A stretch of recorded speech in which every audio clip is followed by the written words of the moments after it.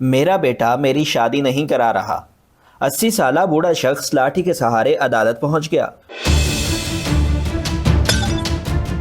تفصیلات کے مطابق جیکب آباد میں 80 سالہ بوڑھا شخص شادی نہ کرانے پر بیٹے کے خلاف عدالت پہنچ گیا اور شکایت کی کہ میرا بیٹا میری شادی نہیں کرا رہا۔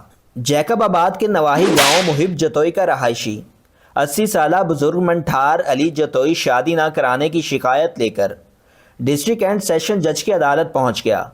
عدالت میں بزرگ منٹھار علی جتوئی نے میڈیا سے گفتگو کرتے ہوئے کہا کہ میرا بیٹا منظور علی جتوئی میری شادی نہیں کرا رہا۔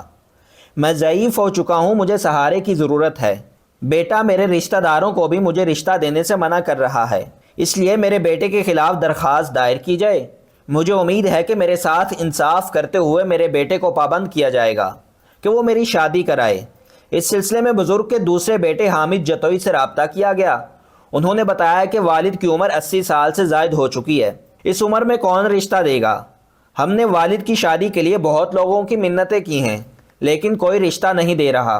والد ہمارے لیے محترم ہیں، ان کا احترام ہم پر لازم ہے، لیکن وہ شادی کے لیے بضد ہیں اور ہمارے خلاف علاقے کے معززین کے پاس بھی جا رہے ہیں اور آج عدالت بھی پہنچ آئے ہیں، جس کی وجہ سے ہم سخت پریشان ہیں۔